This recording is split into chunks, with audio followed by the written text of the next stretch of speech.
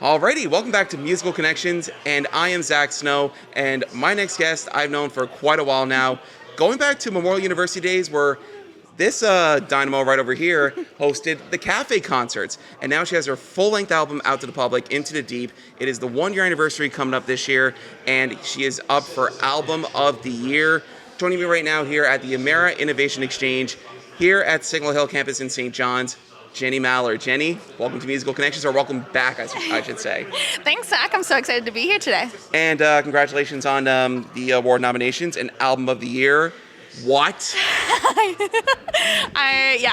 the first time in my life, I'm speechless. I mean, can't blame you. I mean, you've worked your butt off this year, and it really goes to show with those nominations. Yeah. Now, just asking right off the bat, Jenny, how are things in your world right now?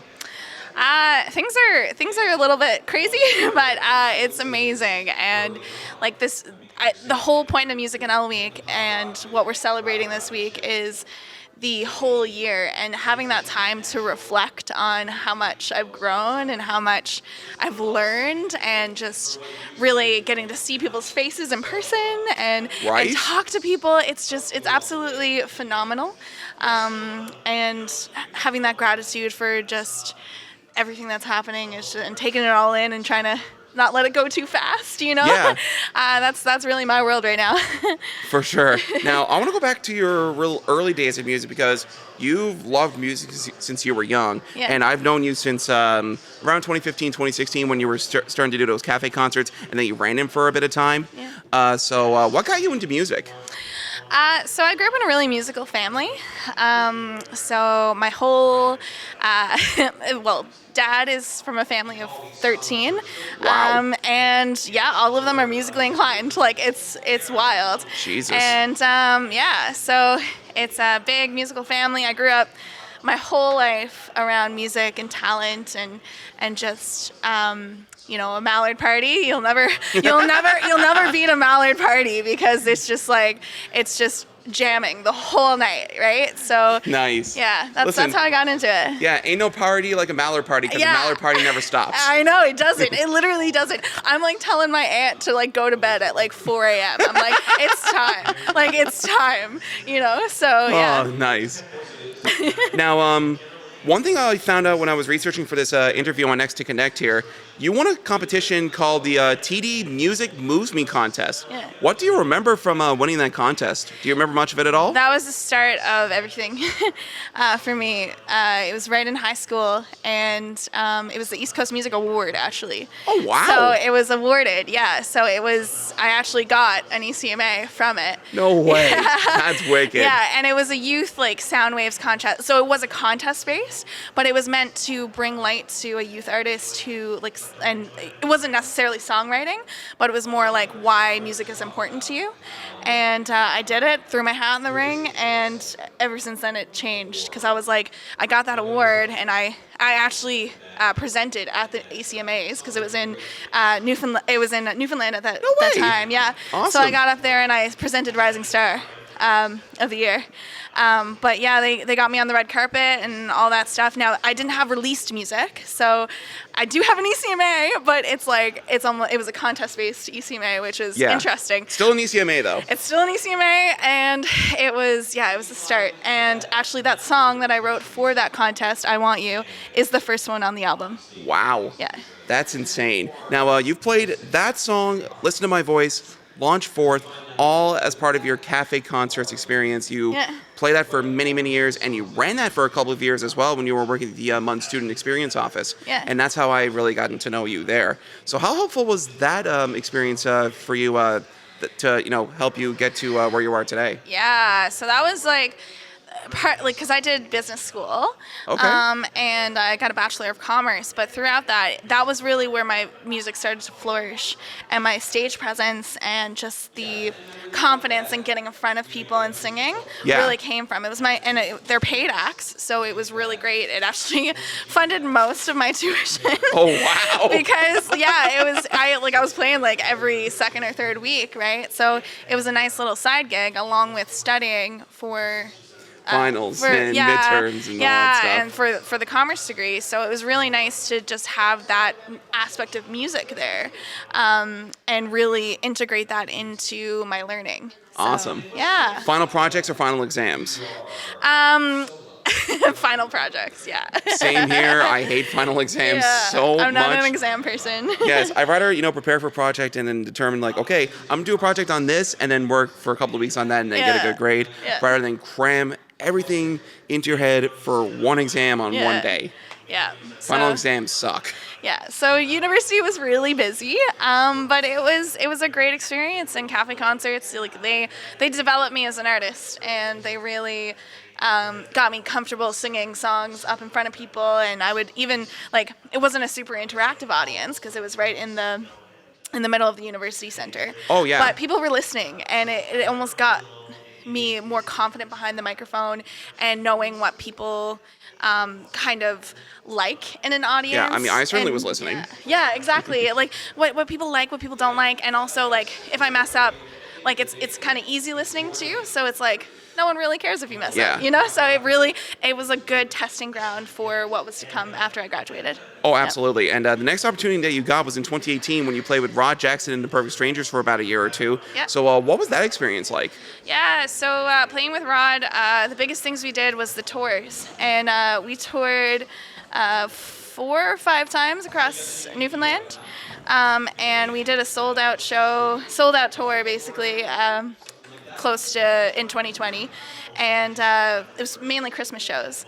And I mean, that was a huge part of my growth too, because I was with Rod for so long, and I was doing background vocals, and I was kind of learning the ropes of having a band and singing with a full band behind me, because that's something new too, because as an individual artist, I never have anyone backing me. Yeah. So just learning the ropes of how to do that, and then that really actually sprung me into the music industry in Newfoundland, because I met Stephen Green was in that band with me, and Stephen has been such a pivotal part of my career too. Yeah, he did the Launch Forth and I Want You videos. Yeah, and he's just a phenomenal person in general, and he knows so many people, and it's just so I met so many people through that who have been since Rod Jackson. And the Perfect Strangers, they've been there by my side, and really sprung me into the actual music scene in Newfoundland. Do you still talk to them these days? I haven't gotten in contact with Rod in a little while, but I mean, Steven I talk to pretty frequently, and Dougie and Todd. Yeah, Dougie played at my release show, and the Buys are still a very huge part of my heart. So. Yeah. Absolutely. Now, you've been playing for many, many years. You've had your originals in the bank for a very long time. Yeah. Take me back to that moment where you just said, screw it. I'm going to record a song, and I believe that song, when you made that moment, was I Do. Yeah. You recorded it in your bedroom by yourself, mixed it yourself, and you put it out to the public, and that was your really, screw it moment. I'm doing this, and it's going to sound great. So take me back to that moment. It was great, and I mean, it kind of... going back a little bit was when I met Derek Sturge, and Derek was like, we're gonna do this, and he kind of lit the fire under my butt to be like, yeah, we can do this. And so then we were like, okay, what do? We have no money, we have no budget, we have nothing. Not really, but we have talent. Yeah, you have talent. Talent's right over here. So we have talent, so that's it. So what do we do with that? And so I was like, I wanted to challenge myself. I also wanted to put a sample of my music out into the public, and I was like, you know what, I just need to do this. I can't stop. I'm a perfectionist, so I want to do everything perfect the first time. I mean, aren't we all? I know, and it's so hard to get out of that mindset. Exactly. What I did, I was like, this isn't going to be perfect. This first one is not going to be perfect. This is actually, and it was the most recent song that I had written, so I had a little less of an emotional connection to it, if that makes any sense. It obviously was emotional, but I had been playing the other ones for so long. Yeah. So I didn't really want to change that. I didn't want, I was less involved, I guess, with the reaction of the song, and it was more like, okay, I'm going to do this process. I'm going to see what I need to do. I'm going to see, okay, I need I need to put it on Spotify, Apple Music, and all that stuff. How do I do that? Yeah.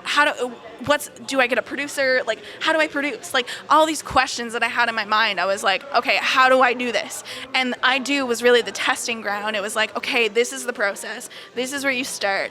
This is where you finish. You can do it. It doesn't have to be perfect, but you're just going to do it.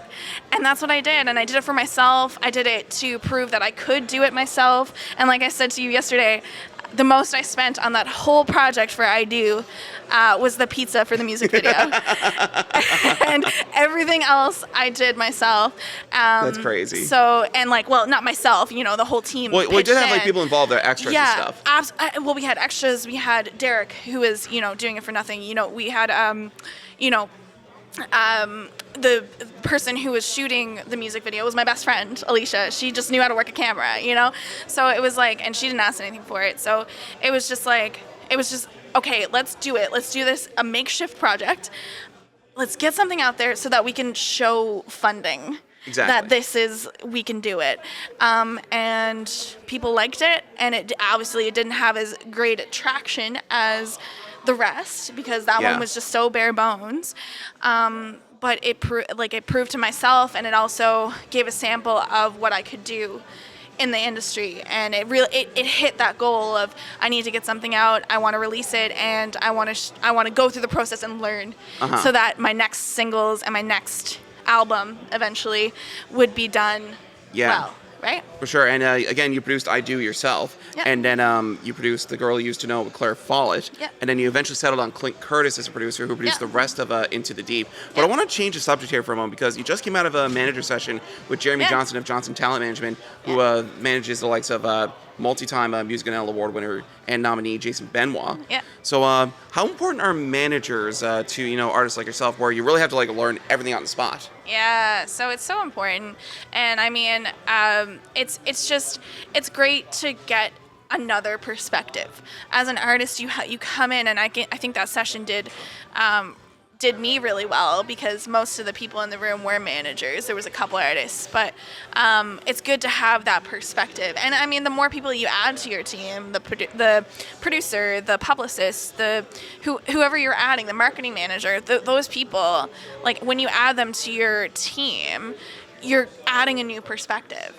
And I think that's where the value comes, is that you have someone who's coming at it from a different angle. They may have different strengths, different weaknesses, but just like any business, when you have more voices at the table, to an extent, but when you have a couple of voices pitching in on ideas and strategy and things like that, it becomes your strength, because diversity, as we know, leads to better results.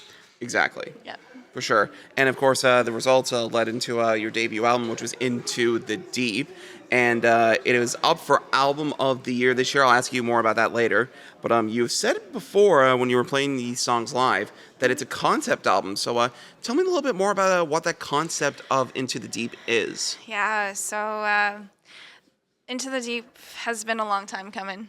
And I've been writing, again, since I Want You in high school, since that ECMA winning song. So I've been writing. That was my first song I ever wrote, and really fleshed out, and it won an East Coast Music Award, and I was like, okay, I can do this, right? But yeah, the whole concept was basically me growing over the past 7 years, and the things that I experienced, and the way I didn't write the songs in order, which is interesting. Yeah. But the way that the album flows, it actually tells a story, and this is where it gets a little weird. It's is it me? Is it a character that I created? But it is all my genuine experience. But the story that it tells and the flow that it has is actually, it starts with, an easy listening, I want you, I have a crush on a boy, right? Then it goes to the anchor, which is I'm in love. And then it goes to apathy. It's I'm getting pissed off with this love, and then it goes to The Girl You Used to Know, which is we're not a right fit for each other. And it's okay. I'm not the same person you met a couple years ago. And how do we break free of that toxic relationship? And then after The Girl You Used to Know, it's good to her, which is the grieving process of losing someone and like losing a relationship and being a little angry and a little like processing those emotions a little bit. You're in like that kind of like denial and you're in the middle of like denial and acceptance. Exactly. It's almost like you're processing. You find out, he's dating someone new. What does that feel like? And all those emotions, right? And then it's Listen to My Voice, which is the depression, but also the words that you kind of need to hear when you're going through anything, really. Yes. But like particularly in the sequence of the album, it was like grieving a relationship, but it'd be grieving anything, but it is the grief, period. And then after the grief, you have I Do, which is the healing. And I Do was like the self-love anthem that I wrote, and it was, again, the first single, but it really was a pivotal piece in the story. It was like, that was me healing. And that was again, my most recent that I wrote at the time when I was releasing this stuff. And I Do really tells the story of, I worked on myself and I'm healing, and it may not be perfect, but I know that I can love myself and I can move forward from this. And that's where Launch Forth comes in.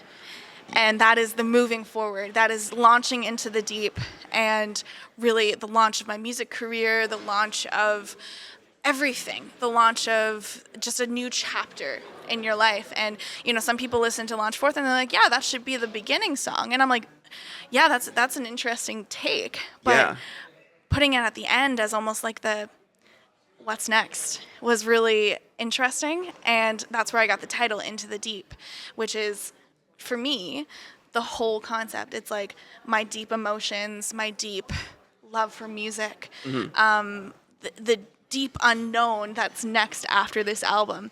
And that's what it really meant to me. So it does tell a progressive story of, loving and losing and healing and grieving and finally coming to a healing and a place where, okay, what's next? Yeah, absolutely. Now, that's actually one of my favorite tracks on the record, Launch Forth. Yeah. And you wrote that specifically for MUN orientation, but you did explain Launch Forth in further detail. Yeah. But I want to go back to, like, what was it like writing the tune out? Did you write it specifically for MUN orientation when you, like in your mind, were you writing that specifically for MUN orientation or just more in general? It's an interesting concept because I'm learning the more I write things, it's like, the song, especially where it's so broad, like even though my inspiration was writing it for orientation for people starting a new journey, it continues to mean something different to me every time I listen to it. And that's why, like, writing it, I almost wrote it in a way where it was applicable to not just graduating students, but applicable to someone going through something really significant, or someone who's going through just a significant change in their life. Exactly. And I wrote it almost like, like the inspiration was someone starting university, which is a huge step. But really, that song can mean anything to anyone if they're going through something huge. And I almost specifically wrote it that way. I want to say that it was super planned out that way, but it was not. But the way that all the songs fit together came beautifully, and I think that they all told the story exactly the way I wanted it to. Now, that preceding album, which you released, Into the Deep, it's up for you're up for Rising Star of the Year. You're up for I forget the other award. Pop Artist of the Year, and the most important one, Album of the Year. Yeah. Did you think when you won that ECMA in 2015 that 8 years later you have your own album of original music and you'd be up for Album of the Year? I've always had hope. I never knew, but I was looking through when I was in grade 4. I wrote a poem, and in the back of the book that published the poem, it's like one of those kids' poems, right?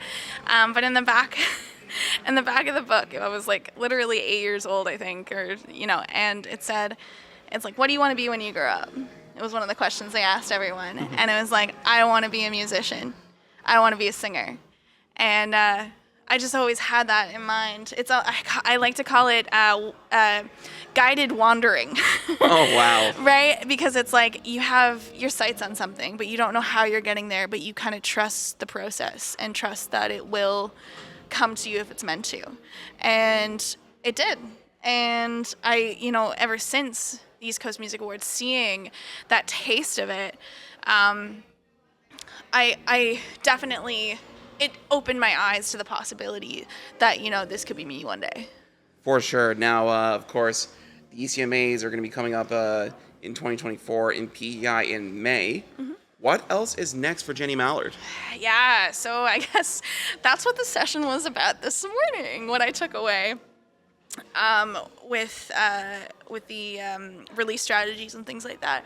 I think this next period in time is going to be me. I've kind of been taking a step back from gigging a little bit, and because the summer was just absolutely madness. I played like 15 shows within the span of like 2 months. Like it was, yeah, it was a lot. Don't quote me on that, but it was a lot. And so I was like, okay, I'm gonna take a step back a little bit. Yeah.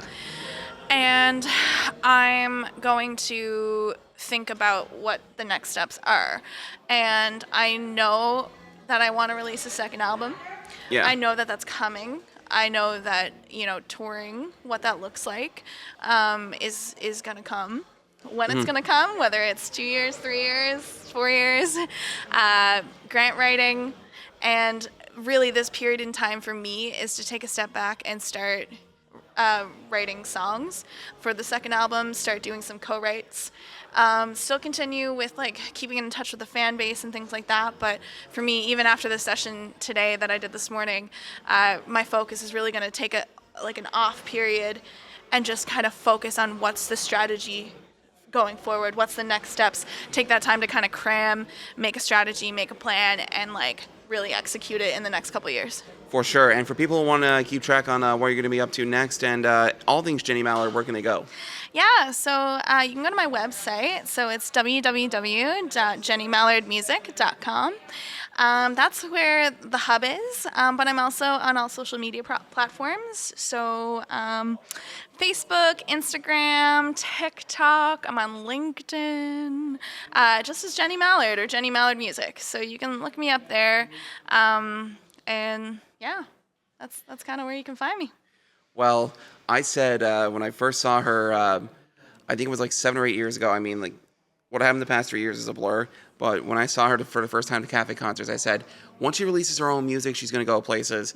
And 7 or 8 years later, I was right. Jenny Mallard, thank you so much for joining me on Next to Connect. You have a wonderful day, and congratulations on all your success. Super happy with how far you've come as an artist over these past 8 years, especially the past few, and topping up with these 3 MusicNL award nominations. All the best to you in the year ahead, and congrats again. Thanks, Zach.